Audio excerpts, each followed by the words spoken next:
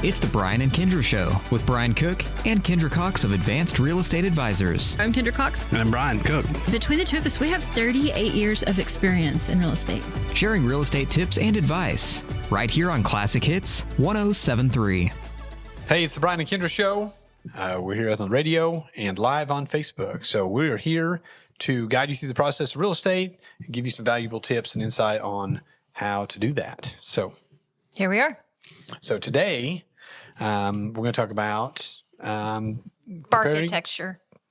Oh, we're going to talk about what's architecture? It's just fun. Say it. Architecture. Architecture. This is awesome. Let me get my information. Okay. Wow. I know you didn't see that coming, did you? I didn't either. It just popped right out, and I was excited. Let's talk about this. This is so fun. Okay, so I was reading in our Realtor magazine. Yes. Okay. So realtors like this designation that we pay for. Right. It's like But it means that we have to have more training, education. Yes. And we have like this code of ethics and stuff. It's really cool. I really appreciate the realtor party and I understand what it does, but I like to joke that we pay for it. Okay. But it says that architecture is a hot trend. Wow. Well, it doesn't surprise me. People won't buy a house if it doesn't fit their pet now. That's 100% true. It is. Like it used to be like we wouldn't buy the house if it didn't fit our children.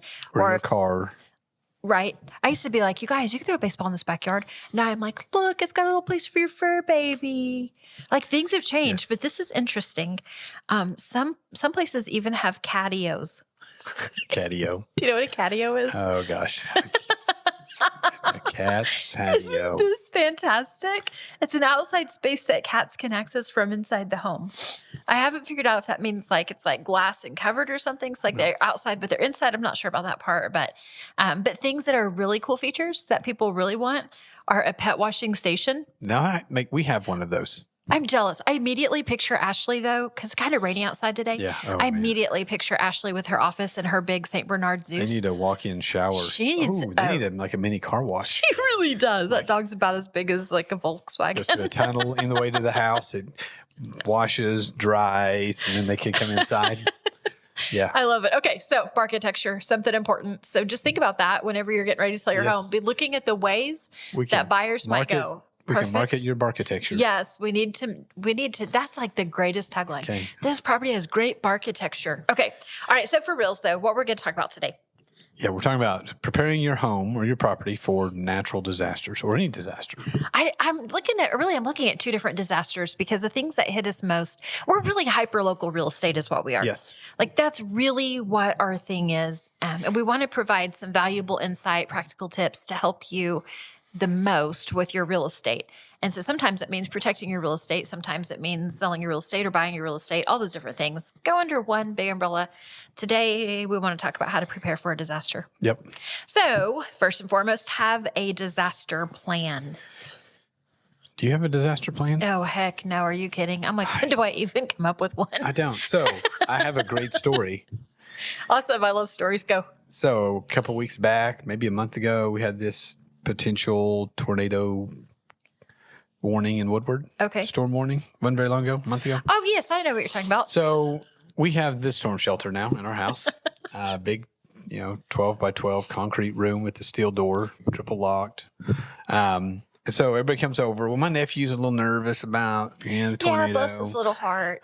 We're like, okay, well, my wife, the teacher, goes, we should have a tornado drill. This would be really fun.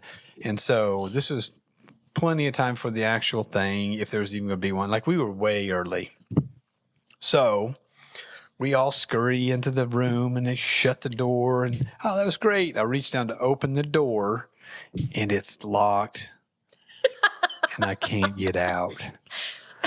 Yes. We have the door is wedged shut. So then I'm like, okay, I've got to unlock the door. I just about ripped the door handle off, and I'm making joke of it, like, oh my gosh, everybody's going to panic if they really know how bad and serious this is. And then so they're like, so if we did get stuck in here, what's our escape game we're going to play now? That kind of game. And I'm trying to text people, and I finally get phone reception, which was, you guys wouldn't have found me till Monday. Like, where's Brian? And so I finally get reception, and I'm like, oh, there we go, Travis. I messaged my brother, and he saves our lives.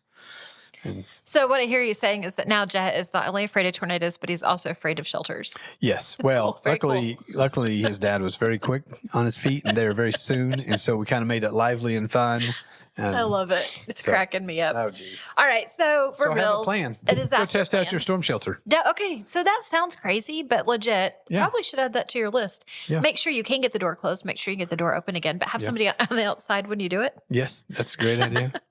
And then my mother-in-law's storm shelter, the stairs are all rotten.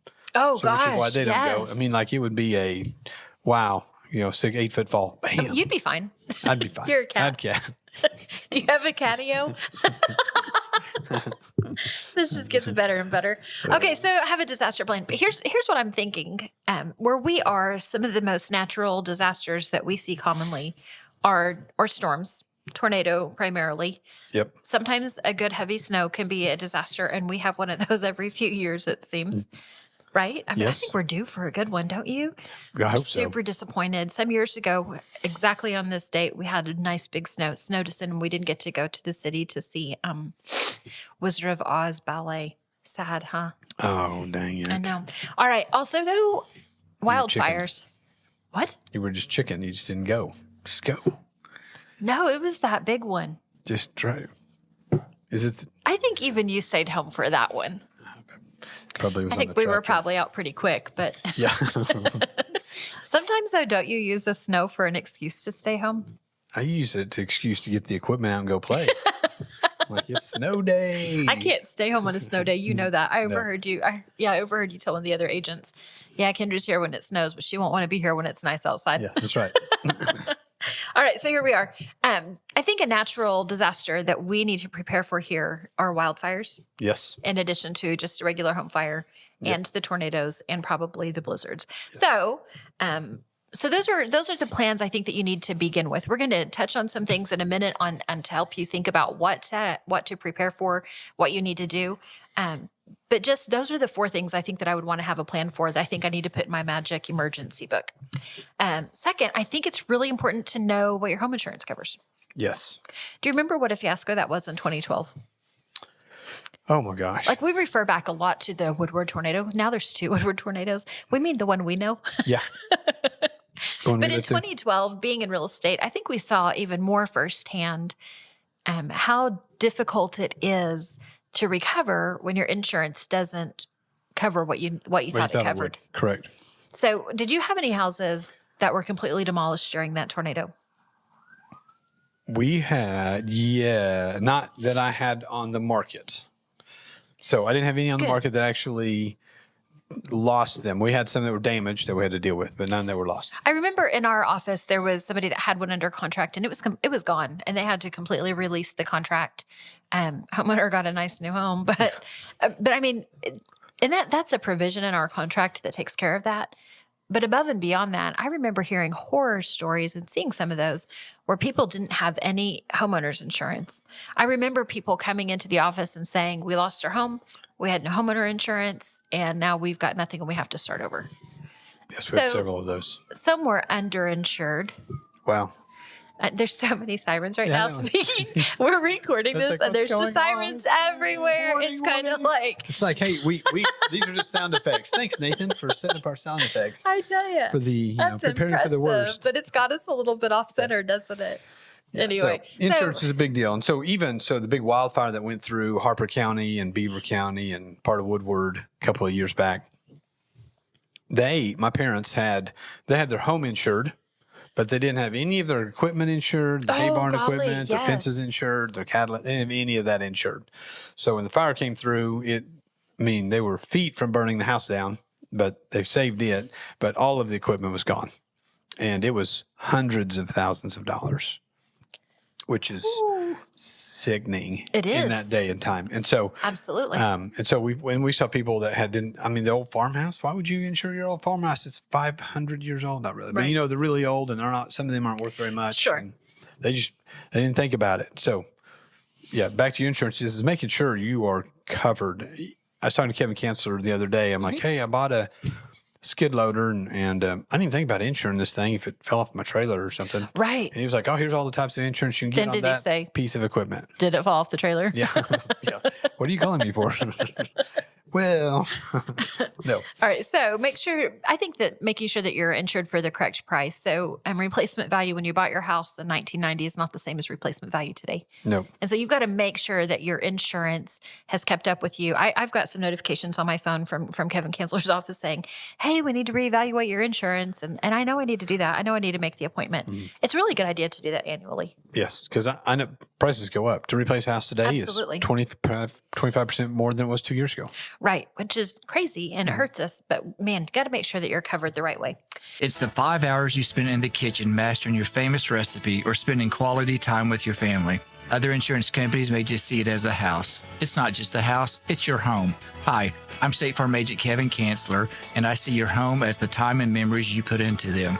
I understand what your things really mean to you, and I'm here to help give them the protection they deserve. My office is located on the corner of 13th and Oklahoma and Woodward, or call me at 580-256-2216 for your home insurance today.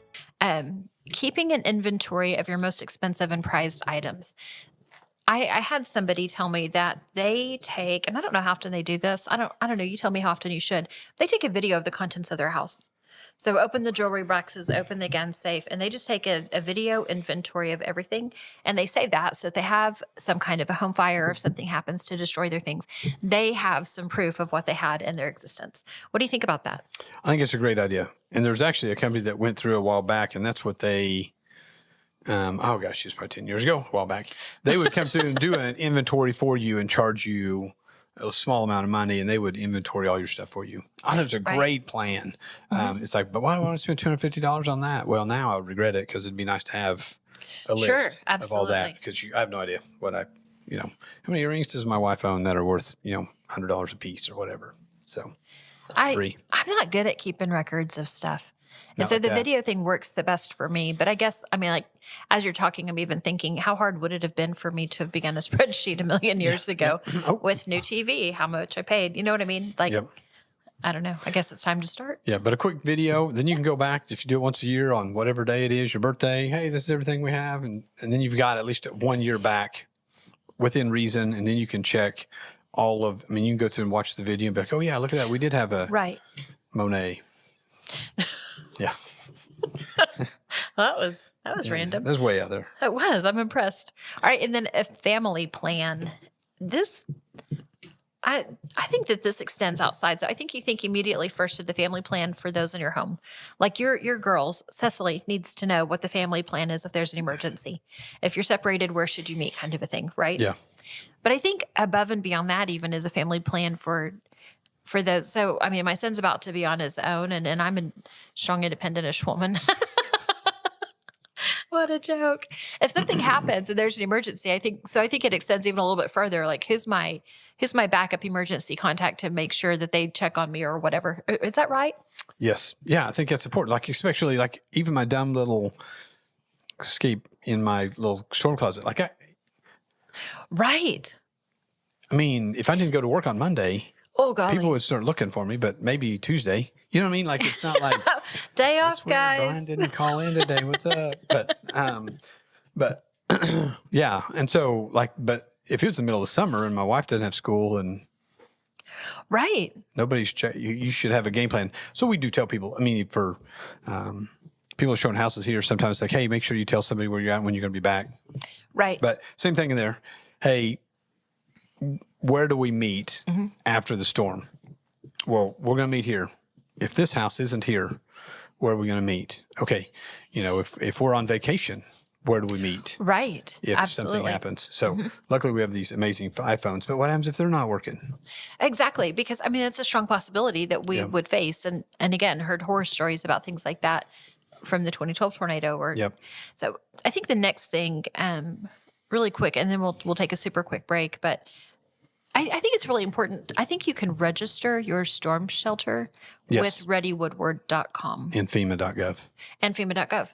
So you can go ahead and do that. I think that's a really good idea. Yep. And make sure, because in the event of a real storm, you get stuck in your storm cellar, then they go and check that as part of their protocol. Is that correct? Yes, correct. They just, they get all their marks up and they just house to house to house to verify, if somebody's in the storm shelter, where they know exactly where it's located to the inch. They have a marked exactly where they're at. Awesome. All right. So, can't read that. I think we'll talk about what to do. I'm sorry, I've totally lost my little brain. So, did you hear me say I lost my little brain? And you didn't even take the opportunity, and I'm still going to give it to you. Okay, some valuable insight for what you should have in your storm shelter or Yes. a kit to create for your emergencies. All right, so creating an emergency kit, what are you going to put in it? water, Something to catch the used water if you're in there a long time. Oh, I had not thought of that. Food. This is a delicate subject. Do you like how I used the words? For sale, used water. Just got me tickled a little bit. So you need, and then you'll need your first aid kit, bandages, anything that's in the first aid kit, stuff like that. I would have flashlights, batteries. And they say battery operated radio. Yes. Right? I don't know why that's not listed on here, but it's not. And that's exactly what I would have. That way you can at least get your local. That way I can be listening to the songs while I'm. Yeah. And the noise, sometimes, even if you have a radio and it's playing with the battery, they can. Right. If it's not FEMA at your door, they can hear you. Exactly. Even if you're unconscious or whatever, your radio's playing, that's going to be a weird thing if there's no power. They're like, what the heck? The radio's playing. Yep. So good idea. All right. Reinforcing windows and doors. This one kind of took me by surprise. I didn't see that coming. So around here, it's probably not a huge big deal, but like the big hailstorm in Oklahoma City, like I saw cars that were just obliterated. Really? Windshields, back windows, doors, mirrors knocked off. So houses wise, I mean, if you're anticipating 2 and 3 inch hail coming in from the west, you don't really have much normal warning for that. But go park your car on the east side of the house if you don't have a garage. If you have windows on the west side of your house and it's coming from the west, go to the east side of your house. Get away from those walls. So how do you reinforce those? Well, unless you have storm shutters, which we don't have around here. If you were hurricane season, that would be easy because those people are usually prepared. Sure. But around here, it's hard. I could run out and grab plywood and the wind would blow it off. I can't even imagine that being a good idea. I feel like that's just more projectiles. Yes. It stresses me out a little bit. So that's really a tough one here. If you are getting a big hailstorm, the trick is get away from your windows, flip your mattresses up against the window, something to keep it from coming through and hurting somebody. I think, and I wish we'd have said this a minute ago, but I just now saw it, preparing for your potential evacuation. It's a good idea to have in part of your plan to know which way you're leaving. So I think this one, comes more into play with fires. I don't think you're supposed to try to outrun the tornado. No. In fact, I think you're not supposed to leave your property to go to somebody else's property to be in a secure place. Nope. I think you do that when you know it's coming like an hour in advance or something. Right. Like, hey, this is really starting to happen. Let's get somewhere and be safe, and then you stay. Like, don't hear the sirens and then run. I think that's a bad idea. Yeah. So in the 2012, I woke up. My wife's like, "There's the tornado. The sirens are going off," and we were dumb. I was like, "I don't know. Let's get in the." She's like, "Let's go to the neighbor's house and get in their storm shelter," which we would have killed us if it came through because we were out during the tornado. It was so dumb, but we didn't have a plan. We weren't thinking clearly. Yeah. I think that's it. You just said the exact most important thing. You didn't have a plan, so you weren't thinking clearly. Yep. Like, that's the whole purpose of why I'm supposed to have this plan that I have in my emergency kit booklet to keep me focused. So, what do you do with your pets? What do normal people do with their pets is the question.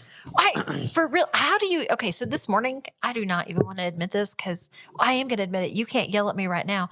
I was 22 minutes late because I couldn't get my dog to come inside. He's like, "It's going to rain. I want to play. Please don't stop." No, it's not even that. It's that the other neighbor's dog was outside and it was running the fence with her. And then there was the car traffic. And then there was the bird. And that bird was doing it on purpose, I swear. And my dog is as ADD as you are. I'm not exaggerating. So she's like, oh. And then she'd see me and she'd be like, "Mommy." And then she'd be like, "No." Okay. For reals, you got to have a plan. Like, how am I going to get Tilly, get her? And that dog won't go up or downstairs. Bacon. That's how you get your dog down in the cellar. Bacon. Okay. Yeah. So that's how they get you in the cellar. So have a plan for your animals. Yep.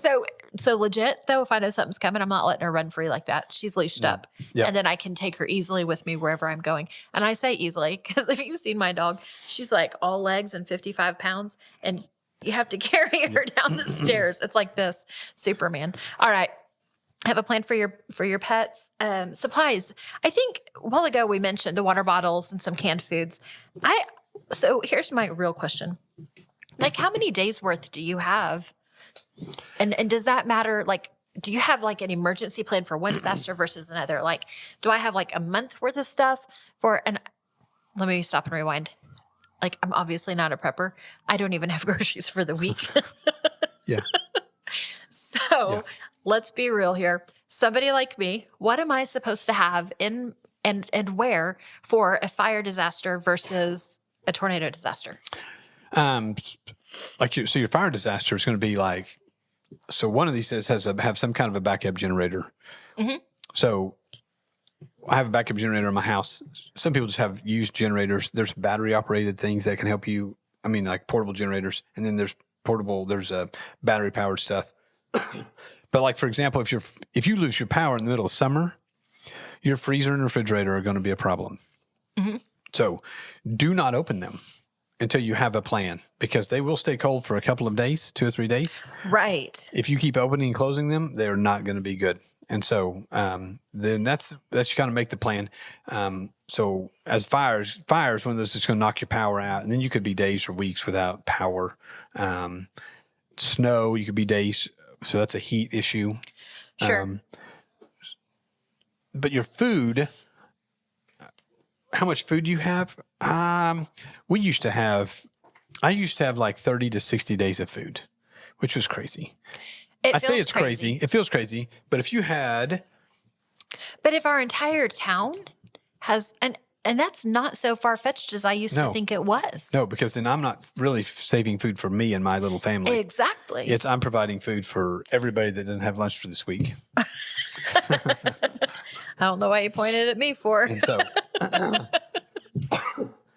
that's part of the deal. Is I had enough food for my family, my in-laws, my brother-in-law, my neighbors. Like, I was thinking, worst case scenario, I've got all this food that people can survive, a week on. Right. And so, with technology today, of course, an electrical outage would be devastating, but like a whatever EMT or whatever they call them, if we wiped out all our electric on, we'd just all starve to death because we didn't even know how to use a fork. But we're so spoiled. How do you really feel, boss? Yeah, because we're just so spoiled. But my dog will be fine. Our dogs will all be fine because they can live days without food. My kids can prove that. Barkitecture. All because of barkitecture. That's right. Thanks, Nathan. So stockpiling food. I think water is the biggest thing because you can survive days without food. You can't survive days without water. So. All right, I like it. Okay, a couple of things I think outside your house that you should pay attention to in preparation for storm season, specifically. I think every season, actually. Yeah. You always got to make sure that those limbs are not over your roof. Yeah. Make sure that your limbs, and I realize, my front yard, so the limbs aren't over my roof necessarily. Actually, I think they are, but say they aren't. The wind falls it falls the right way. My tree's going to my house anyway. Right. But I can do some due diligence and keep those tree limbs pushed back and make sure that with the heavy snow or whatever the case is, the tree limb isn't going to fall on the roof. That saves me a little bit for later. Making sure that your gutters and your drains are clean. This is, I think, more of a long-term issue, not so much as an emergency, but it's brought up again. So you want those cleaned out because they get filled up. I think I've learned this, so you correct me if I'm wrong. Okay. I know you don't mind. Okay, so the gutters get full of debris. Then it pushes the water back up under the shingles, which goes into the eaves, which then it sits there and it starts creating the water damage. And that's whenever we get all of that deferred maintenance on the exterior of the home.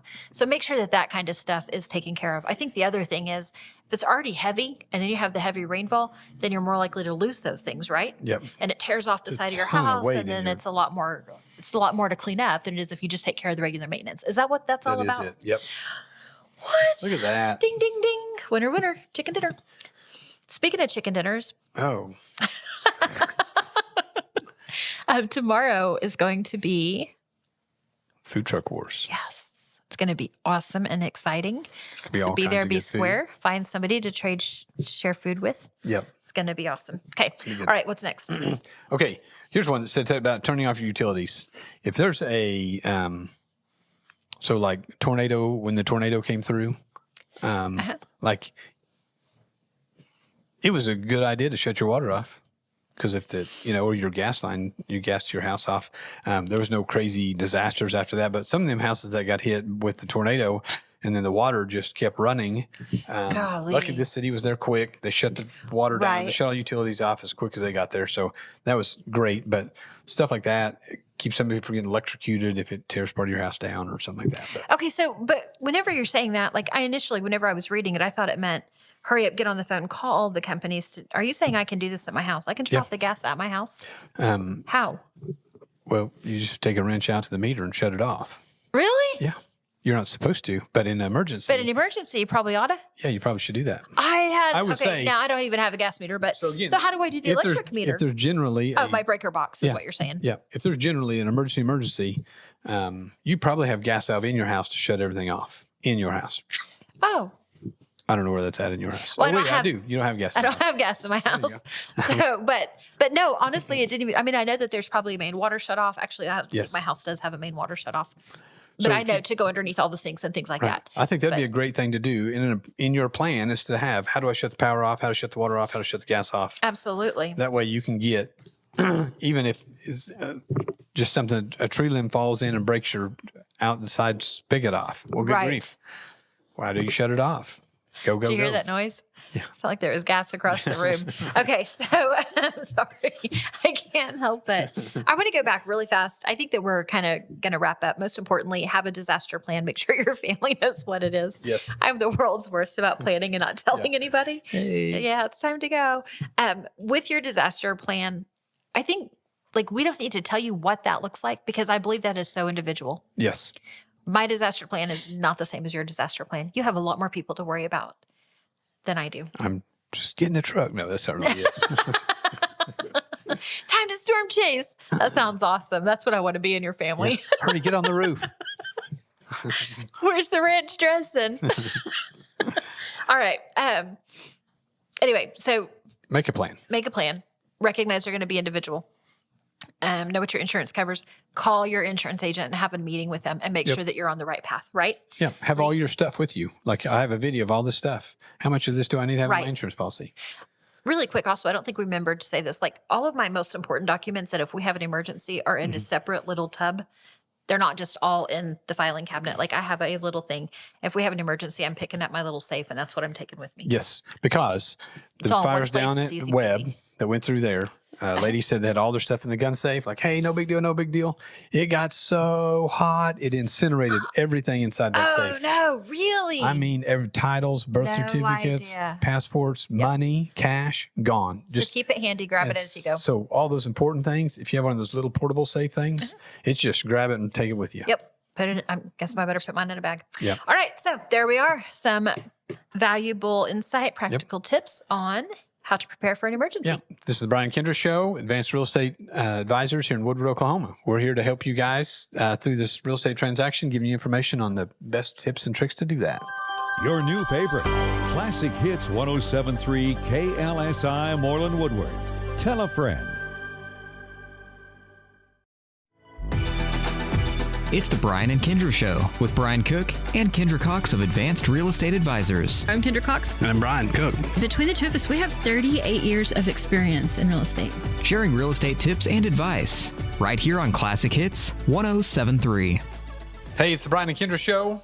We're here on the radio and live on Facebook. So we're here to guide you through the process of real estate and give you some valuable tips and insight on how to do that. So Here we are. So today, we're going to talk about Architecture. Oh, we're going to talk about what's barkitecture? It's just fun. Say it. Barkitecture. Barkitecture. This is awesome. Let me get my information. Okay. Wow. I know you didn't see that coming, did you? I didn't either. It just popped right out and I was excited. Let's talk about this. This is so fun. Okay, so I was reading in our Realtor magazine Yes. Okay. So realtors like this designation that we pay for. Right. It's like a, But it means that we have to have more training education. Yes. And we have like Standards. this code of ethics and stuff. It's really cool. I really appreciate the Realtor Party and I understand what it does, but I like to joke that we pay for it. Okay. But it says that architecture is a hot trend. Wow. Well, it doesn't Meaning- surprise me. People won't buy a house if it doesn't fit their pet now.